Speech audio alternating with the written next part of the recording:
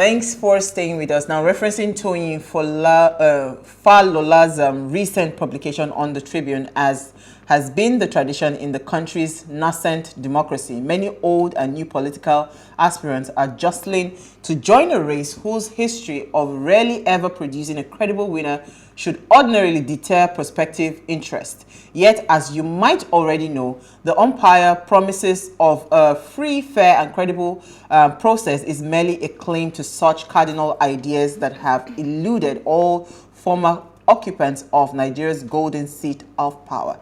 Hence, it is reasonable to rule out the ideas as the sentiment guiding this process of selecting a new leader, unless you believe a bunch of enthusiastic aspirants queuing to cough up tens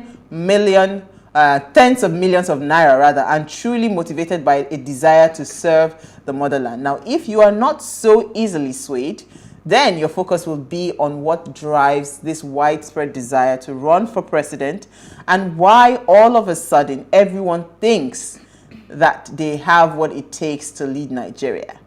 What are they really running for? We're asking that question. Please, let's hear what you have to say. Remember, you can join the conversation. Send us an SMS or WhatsApp to 081-803-4663. You can also tweet at us at WayShowAfrica1 with the hashtag WayShow. Manny, you just have to tell me when you are buying your form, because I want to bring in our guests in a minute. My God. When are you buying your form now? Because it seems like everybody. I think there's still time. Is it a hunger for service to serve Nigeria, or this is just depicting the true state of Nigeria, like our reality, right? That the only thing that is important in this country is that just make sure you get power by all means, because that is the reality. Because I don't understand why, we talked about the cost of this form. Somebody was saying that no, it's to weed off what? Weed off what? Look at all the people that are declaring. Everybody is just coughing out 100 million as if it is 10 naira. And the truth is, even if it was 500 million, these people will still bring the money out. Are you kidding me? Yeah. Mm-hmm. So, I'm just wondering, why is there so much tussle, with especially a particular party? They have, I don't even know, I've stopped counting now. There are so many candidates that have paid that 100 million naira to aspire to become the president of Nigeria. Why? I don't know, Uwa, but I just feel like it's actually very saddening. Because it's sad. These people are not coming here to serve. They are not coming here to help Nigeria. And at this point in time, we actually need leaders who understand our problems, because we have very peculiar problems in Nigeria. So we need leaders who understand, who are resolute on solving our problems, who understand what it is, what true federalism actually is.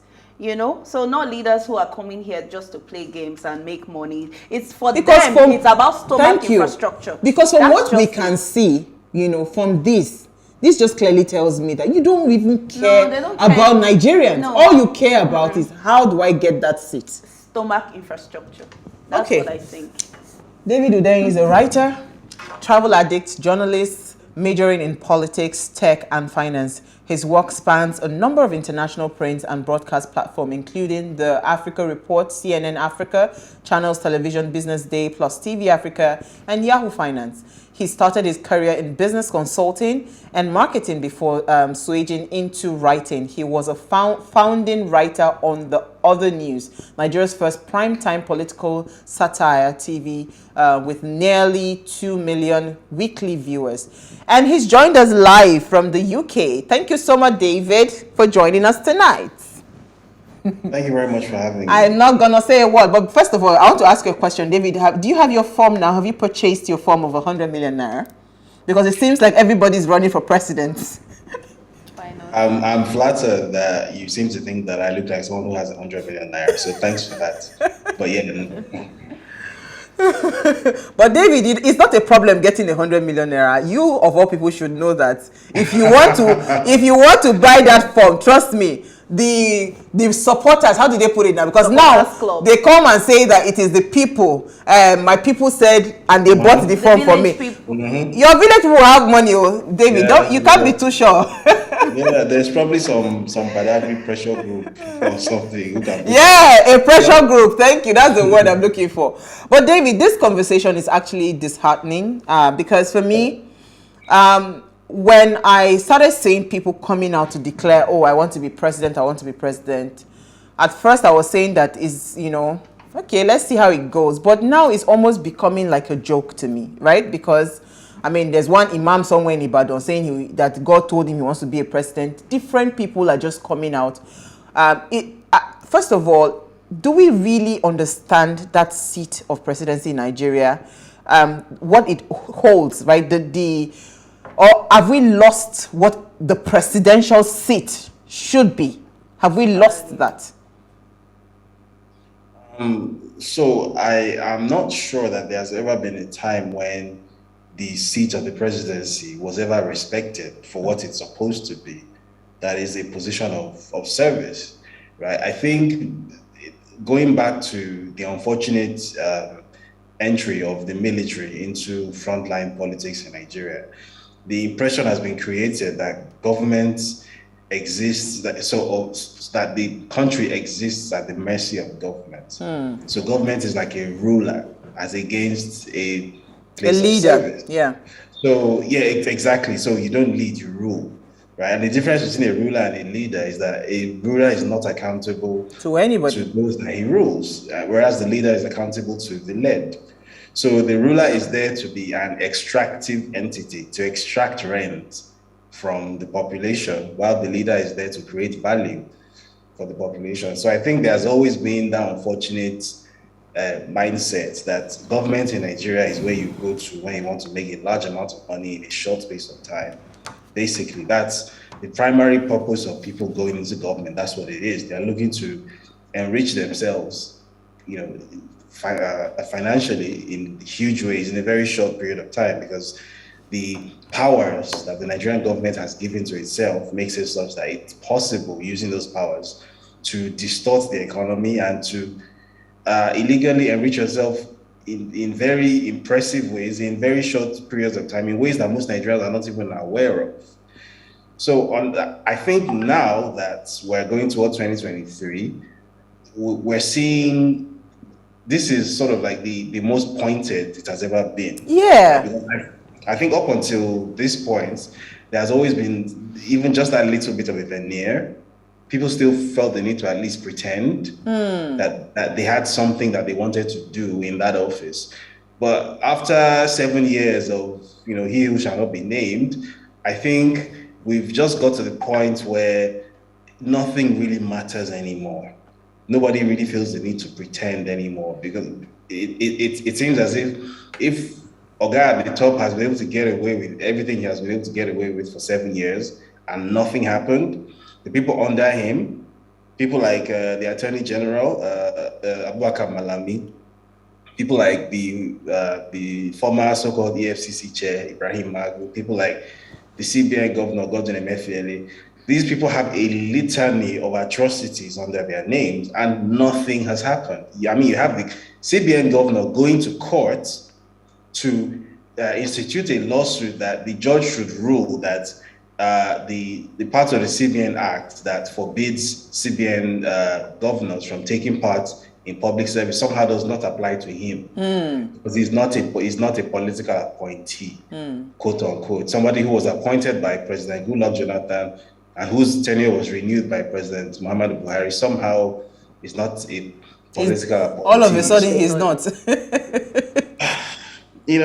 And it's very tempting to go into a rant about Godwin Emefiele, but the thing is, this is so much bigger than Godwin Emefiele. Sure. Godwin Emefiele is a symptom of this problem. The problem that nobody even feels the need to pretend that holding political office within the Nigerian government exists for any purpose other than self-aggrandizement, self-enrichment, and careerism. Nobody even feels the need to pretend anymore. Yeah. We got to that point where you have a frontline presidential aspirant saying that it's his turn. That he feels like it's his time, it's his turn. Like he has waited for this all his life. Like, who told you this is about you? But that's where we are at this point in time, where it's like, oh yeah, there are 180 million people out there, but they're not important, whatever. This is really about me and my personal ambition. And that ambition is not for anything productive, it's not for anything constructive, is just to hold this power and to be in office, to hold power without responsibility, to be in office without being in charge. And that's, I think, is the sort of the Nigerian dream, if you like, of the political class in this country. This has always been the case, but I think over the past 7 years, the particular brand of I don't careism, which has been instituted under Muhammadu Buhari, has made it such that this has permeated the entire system now, and nobody feels the need to even pretend. It's right there in your face now. So in some ways, that's a terrible thing. In some ways, that's also a good thing, because I think now those who maybe lacked some political consciousness before are going to be sort of forced to acknowledge their own reality now, to acknowledge the reality of the country that they live in now. And possibly that will make them become more politically active at this point, because I feel as if right now, if a Nigerian citizen who is not politically aware or politically active is not a serious human being, as far as I'm concerned at this point. Wow. David, right? Yeah. Okay, so David, right now we're focused only on the presidency, this fight for the seat, the big seat. But, in a democracy, shouldn't we start at the grassroots, like the local chairman, the state governors and all that? Why are we focused on the presidency only? I think this is a symptom of the sort of pseudo-federalism that we practice in Nigeria, where we claim to be a federation, but what we actually are is a unitary system where everything happens at the center. Yeah, most of the power and the money is concentrated in Abuja. So, and I've said this several times, that I believe that the majority of the problems in politics and in governance that we face in Nigeria stem from that basic imbalance. There's too much money and power concentrated in Abuja, and where there is so much money and power belonging to 180 million plus people concentrated in one small place like Abuja, what inevitably happens, whether in Nigeria or anywhere in the world, what will inevitably happen is that people will start jostling with themselves, legally or illegally, ethically or unethically, to get a slice of that pie, right? Everybody's going to be competing for who gets to, date the prom queen, so to speak. Nobody's focusing on how to grow the pie in their own states or in their own locales, because there is no pie there. The entirety of the pie is in Abuja. So nobody's worried about baking a bigger pie around the country. Everybody's just focused on how to get a share of the pie that is in Abuja. And that is where the majority of the problem originates from. That is how come the gubernatorial elections and the local government elections are nowhere near as important as the presidential elections, because it's who becomes president that essentially gets to determine who becomes, financially successful over the next 4 years, who gets government contracts, whose business gets to survive based on, policy decisions. Because there's too much power concentrated in Abuja. Somebody can wake up in Abuja one morning and with the stroke of his pen can, render an entire industry hamstrung. So, and we saw an example of this over the past 4 years when, the president woke up on one side of his bed one morning and said, all southern borders are closed for some cockamamie reason that was never really that nobody was ever really able to communicate. That to check smuggling or to encourage local. We never saw the effect of that closure, actually. Exactly. All it did was it drove consumer prices up. It fed inflation. It made life more difficult for us. It made our neighbors angry at us, our trading partners angry at us. It reduced the share of trade we have within the West African region. We got absolutely nothing positive out of it. And then at the end of the day, he woke up another morning and then reopened the borders. Like, that's what happens when you have too much power concentrated in the center. One man should not be able to have the power to take that kind of unilateral action. That's the problem. And where one man in Abuja has that power, that's where everybody's going to be fighting over who gets to be that one man.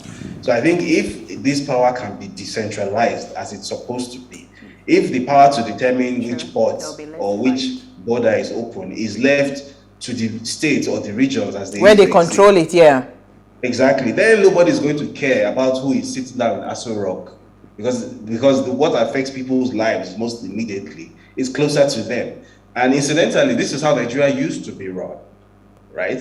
It wasn't until the what I consider to be the most unfortunate coup in the country's existence, the January 15 coup of 1966, when a group of bright sparks in the military convinced themselves that they were smarter than everybody else, and then they said that they are abrogating the federation and we are now a unitary system, and then they canceled the regions and divided everybody into states, and then concentrated all the power at the center, and then that's where the problem started. And we've not woken up from this nightmare since then. So I think if there is a way to amend the constitution and make it such that power is diffused to states and or regions, I think that's where the salvation for Nigeria, if such a thing is possible, will come from.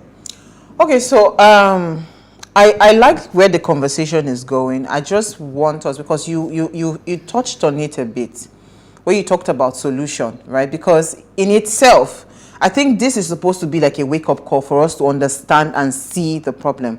The question is, are we really seeing that there's a problem? Because some people will not find this a problem. You know, we were just different. We just think differently. That's why we'll sit down and say, but really, why is everybody purchasing a form? Because there have been several allegations, right, that it's possible that they are using that as a bait, so that eventually, when they now pick the eventual flag bearer, they would all have a stake in the government, right? If the person eventually emerges as president.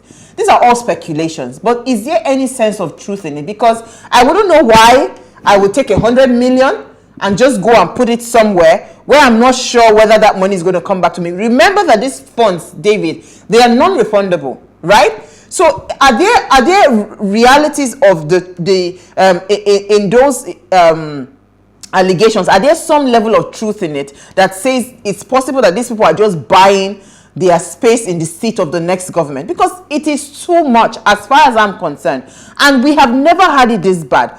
Or is it that the person at the helms of affair, because I think you touched on it, a bit. Is it that the person at the helms of affair, if people look and say, if this man can be president, me safe, I can be president, because because that's how I am trying to just wrap my head to understand why this is happening and why is it this, because we've not had it this bad. So based on my understanding of the situation, of all the people who have come out to say that they've found 100 million naira from somewhere to pay for basically what is a lottery ticket, right? The number of people who have actually raised that money, whether through their own private efforts or who people have bought the form for them or whatever, they are not that many. So a lot of the people who are coming out and announcing and signing the forms and the 100 million naira materialized out of nowhere, there is actually a sophisticated money laundering operation going on, and the object of the operation is such that the party can fund its campaign next year, right? So if you have 25 people bringing 100 million naira each, that's 2.5 billion naira to put into a campaign fund. That's what it's really about. So there are maybe 3, 4, or 5 actual front-running contestants who actually have any kind of jazz, and then you have a whole bunch of clowns who are being used as fronts. These people, I am 99% sure, have never laid eyes on 100 million naira before, much less have 100 million naira to spare for what is essentially a giant lottery ticket. So I'm very confident about that. So this is essentially, this is the sort of gimmickry that drives Nigerian electioneering and Nigerian politics, where you are trying to raise funds for an electoral campaign, right? For a campaign season, we know how expensive campaigning is in Nigeria. So instead of doing things the way they were done before, where it was kind of obvious that somebody dips his hand into a state coffer and sponsors a political party, now you're being a bit cute about it. You're doing it a bit differently so that you can get around. Maybe I'm not sure whether it's fear of the EFCC. I don't think they're especially afraid of the EFCC, but for whatever reason, they've decided that this is how they're going to play it. So I get 20 people who know that they don't have a chance in hell of coming anywhere near that seat, and then I get them to front. and then I put 100 million naira behind each of them. Obviously, this money doesn't belong to them. And then they buy a form, they get to have their name up in lights for a while. And then the money obviously is going to the party. So what everybody should be focused on isn't how many people are paying 100 million naira, where do they get the money from? What people should be focusing on is, what is the party doing with that money? Yeah. Where is that money going? There's always a paper trail. Absolutely. So that's what people should be more concerned about. So this is political money laundering in Nigeria. You know what? Let's take a break. When we come back from the break, we'll continue the conversation and take your comments. Stay with us. We'll be right back.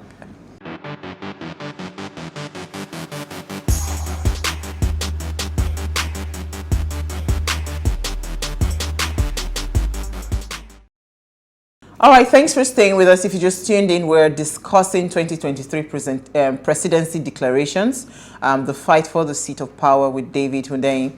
Please, let's hear what you have to say. Remember, you can join the conversation. Send us an SMS or WhatsApp to 081-803-84663. You can also tweet at us at WaysShowAfrica1 with the hashtag WaysShow. David, so I asked you a two-part question. So you said, from what you're saying is that you just see political money laundering going on. But there is the second part where I said that, is it possible that people have looked at themselves and say, if a President Buhari can be president, then I also can be president? Because I am seeing a lot of people that are ministers that have not even accomplished nada, right? Like the ministerial role that you were even given, I can't even say, okay, I can point to a few things that you have done successfully, and you think it is okay for you to say you want to declare to run for a presidency. Are you not just making a mockery out of that, perhaps the person that has given them the opportunity to make a mockery of that seat is the person currently at the seat of power? Do you agree with that? Yes and no. Yes, in the sense that, the truth is that I don't think this is a controversial comment to make, that in terms of performance, history will record Muhammadu Buhari as by far and away the worst ever occupant of Aso Rock in Nigeria's history thus far. Hopefully forever. Hopefully there won't be someone worse that will break this record. And this isn't an opinion. There is actual empirical data supporting this. He's the only head of state that has led Nigeria into an economic recession on 3 different occasions. In fact, as I recall, Nigeria has gone into recession, I think 4 times in its entire history, and 3 of those 4 times were under him. So I think that says it all on its own, right? But would you blame, wait, hold on, David. Do you think you want to blame all of that on the president, given that under his tenure was when the world was struck with COVID? Everybody knows how bad it affected the economies of the world globally. It wasn't a Nigerian thing. You think there should have been something that would have been done a lot different? The first recession he brought in his second coming, which was in 2016, COVID wasn't a thing then. There was no global financial downturn in 2016. In fact, the world was awash with money in 2016. He somehow engineered hunger out of plenitude. Only he understands how he did that. He somehow went to an ocean and people died of thirst.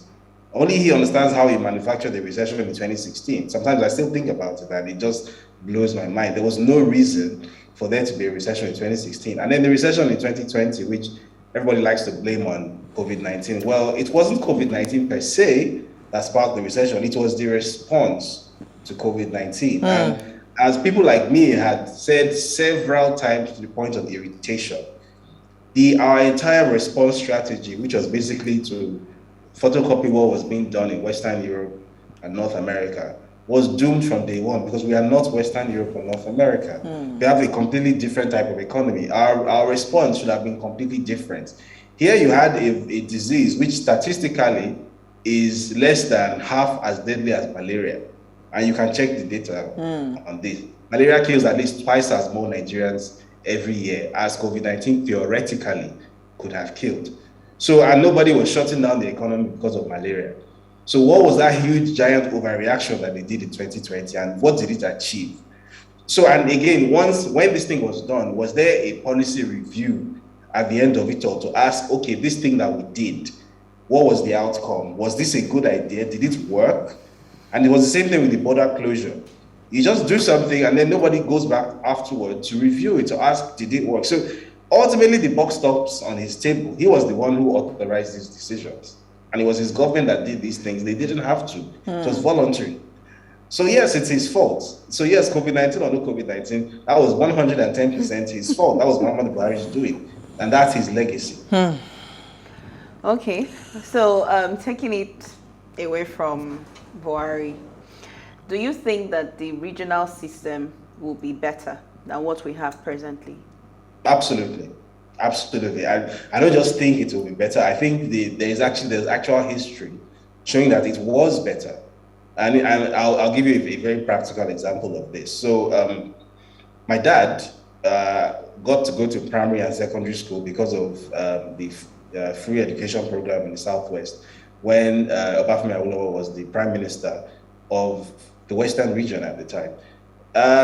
If not for that program, my dad would have been his dad was a huge landholder, a rich man by village standards in Badagry. So my dad would have just been some, comfortable palm wine tapper or something, and we would never have had the life that he had. I'll never have the life that I had. It was education that took us out of Badagry. And that education was a direct result of a regional policy. It wasn't every region in Nigeria that had that policy. It was the Western region that had access, and the leaders of the Western region, fortunately, were forward-thinking enough to understand that education and research and development were the keys to the economy of tomorrow, which is how come till now, the southwestern region of Nigeria is by far and away the most prosperous area of Nigeria. It's not a coincidence. So that is what a regional governance has achieved before in Nigeria. So I don't think it's a controversial comment to make that the regional governance has succeeded before, and it will definitely be better than this unitary mess. But so let me do a follow-up with what Manny has asked, right? So if we're saying regional leadership will work better for us, do you see any of these current people coming out to say that they have intentions to become president? Do you see them actually putting together a document that takes us back into that? Because it seems like nobody wants to change the status quo because everybody's benefiting, from the system, right? Because it is crazy. It's like you can't have so much power concentrated on one human being. They say power corrupts and absolute power corrupts. Absolutely. This is what we are seeing playing out currently in Nigeria, because everybody, you want to do anything, just go to Abuja, right? I've heard this several times that, don't worry, you want to be a billionaire, just go to Abuja. By the time you get there, meet 2-3 people, you go blow. True. And people have done it. It is almost like, what's it called? A principle now. Just say if you want to blow, just go to Abuja, right? This is the principle. So do you see all these people coming out to say they are fighting for this seat of power? Do you see any of them saying that, I think I want to take Nigeria back to a place where it is a healthier system and things would actually begin to work? Absolutely not. I don't think if you have any genuine intentions to better the lives of Nigerians, that you are going to be spending 100 million naira on a form, anyway, on a lottery ticket, as I call it, because bear in mind that you're not buying the nomination, you are buying a form to enter for the nomination. So you're basically you're spending 100 million naira on a lottery ticket, right? It's not even a sure thing. So if you are gambling 100 million naira on that electoral process, I don't believe that you are doing that because you have genuine intentions. I think either you are being used as a front, or if you're actually spending that money, it's because you are buying your way into the next government. I think that's what you're doing. Or if you actually get that nomination, you're looking for a return on your investment, right? Okay. I don't believe that in an actual democracy, by nature, the dictionary definition of democracy, which is the government of the people, for the people, by the people. A democracy, so the leaders in the democracy are supposed to be a representation of the people. Right. So when you have a country where I think 92% of the country lives under 60,000 naira a month, and then the leadership is buying lottery tickets to contest for elections for 100 million naira. So how is that a reflection of the people? It's not. So that's not because the people cannot afford that. Exactly. Okay. It's not a democracy by nature. If 99% of the population of Nigeria is excluded from having any kind of realistic ability to take part in this electoral process, then it's not a democracy. It's feudalism, basically. It's feudalism with extra steps, as I like to call it. Just because you have elections doesn't mean that you are running a democracy. I mean, the Chinese Communist Party also runs elections in-house. No one is going to accuse them of being democratic, right? So just because we have elections doesn't mean we're running a democracy. So if you have a system of government where the vast majority of people, including you and I having this conversation, are not represented in there is no way you and I are going to find 100 million naira from where to go buy a lottery ticket. I might just have a pressure group somewhere, David. I'm not too sure about that. But you know, I'm a woman, so I wouldn't pay 100 million. Let me take some comments, because somebody's accusing you of so many things here. Say, why are we castigating people for coming out to contest for elections? Are we not practicing democracy? Democracy is the freedom to be voted for and vote for any candidate of your choice. He said you bring guests who make allegations against people without evidence to support their allegations. And he says ignorance is a disease. He does know that maybe he does not know that the recession started in 2014 before Buhari took over 30 states, could not pay salaries. Oil price dropped from $100 per barrel to $15, and our foreign reserves were at $27 billion, which cannot fund import we couldn't fund import for 3 months. Sule from Bauchi, Sule is a Buhari's fan. So do you want to respond to that? Yeah, I'll be shocked if Sule from Bauchi said anything else, because 80% of what he said was completely false, by the way. I get the impression he doesn't know what he's talking about. Like, when he says the recession started in 2014, he obviously doesn't know what a recession is. So, like, automatically, that just makes it very difficult to take anything he has to say serious. This person clearly has no clue what he's talking about. And all his data sets were all wrong. So I'd advise Sule to please consult Google back and check. Typing comments. Yeah. Okay, good evening, my dear beautiful sisters. What are you saying? #ways concerning the 2023 presidential election and the seat of power. My own take and judgment is that these people are wicked and heartless. So these people have all this money, and the problems in Nigeria are there unsolved. Exactly. If all these people gather all the 100 million and invest it well, the problems in Nigeria will be history. 100 million naira is ridiculous to be spent on a form alone. Sister Uwa and Sister Mani Money, you both hit the nail on the head. These people are interested in the seat of power and not the welfare of Nigerians, and nothing more. They are pretending and deceiving us that they will deliver, and it is all lies from the pit of hell.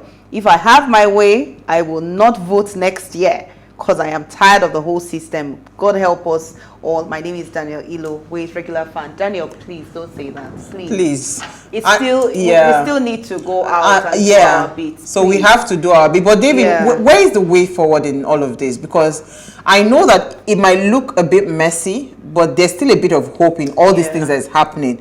So would that make us to actually shift our attention to start to focus on, probably people that maybe have some level of track record that we can hold on to say, I think, let me go with this person. Would this help? Because as they are coming out in their bunch, there should be some ray of hope in all of this for us. Yeah, I mean, for example, I feel like a constructive way that we can actually help do something positive is by focusing attention on people who have actually expressed some kind of constructive policy position. I feel like a recurring feature of Nigerian electoral cycles is that there is a lot of attention that is paid to the people that I like to call the professional clowns, the people whose job is to entertain you or to shock you or to just generally suck attention away from actual issues, right? So I'm without mentioning names, so it doesn't come across like I'm endorsing a particular candidate. I'm sure we know one or two candidates who have been in the news exclusively because of policy positions that they have articulated. Yeah. I feel like those are the people we should be paying attention to, not the people who are going to court because I'm a sitting CPI governor, but I also want to contest for president. Or I feel like it's my turn, and I said the youth should wait first, even though my age is, nobody knows exactly how old I am. I feel like we pay those people too much attention. I feel as if the media and those who have some sway within the social media space consciously make the decision to pay attention to actual policy, what's it called? The policy positions, people who have constructive ideas and can communicate those ideas. I feel like if you pay attention to those people, then the mass of Nigerians who actually derive a lot of their opinions from what they see in the media will be led to also start paying attention to the people who are actually worth listening to. There are a couple of people who are actually worth listening to in this electoral cycle, but obviously I promised that I wasn't going to come out and endorse anybody, so I obviously can't. I mean, we're all smart enough to know who has some substance. But David, you have to leave us with something. It's not endorsement. I mean, we are in a dire situation here in Nigeria. You can help the viewers. Someone says, good evening, ladies and gentlemen. So if these politicians have $1 million naira for a form, where is the human heart or feelings? It's supposed to be 100 million, or feelings to help her citizens having an enabling environment. All the politicians should go to bed and allow youth empowerment. Ade from UK, thank you so much, Ade. But David, we are running out of time. We have like 2 minutes. So you're not endorsing, you are just helping to guide. Because, again, the way you have said it, people actually, somebody sent me a message when I put up your picture on my status that, first of all, David is going to be on the show, I must watch. Somebody now says, let me read the second message I got. This one actually chuckled. He said, ha ha ha, this crazy boy, the fear of David is the beginning of wisdom. That's what somebody said about you. Because you are not just, you investigate, you do a lot of research before you bring out some of the write-ups that you do on your paper, right? So you are not going to just be silent. You can't, and this is the problem, because again, pastors will tell you, they don't want to endorse, and this is why it has gotten us to where we are. We need to start shouting out to say, what, these are the candidates we should look out for. If they fail us, right, maybe years down the line they fail us, we'll come back and say. The problem with mentioning names on air, doing the kind of job that I do, is that the first thing that is going to follow that is, so and so candidate has paid you to do this and that. I'd just rather sidestep all that drama.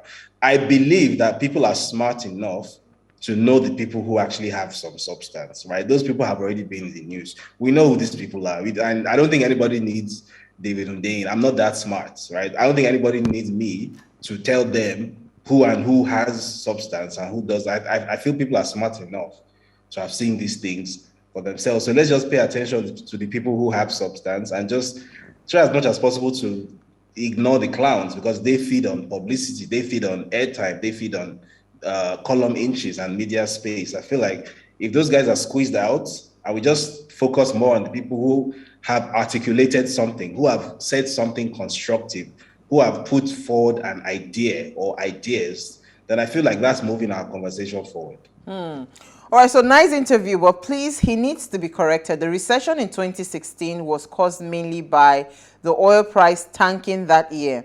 The world was not awash with cash, as she claims, as many countries were affected. Nigeria being an oil-dependent country, Nigeria was never going to be spared. He's a critic, and so I'm not surprised, but the facts should be stated correctly. So I think everybody's still coming back to you on this recession matter. Yeah, once again, I feel like people should inform themselves before repeating things that they heard in the beer parlor. Right? That wasn't the first time that oil prices have fallen significantly. Oil prices also fell significantly in 2007, going into 2008. Why didn't Nigeria go into a recession then?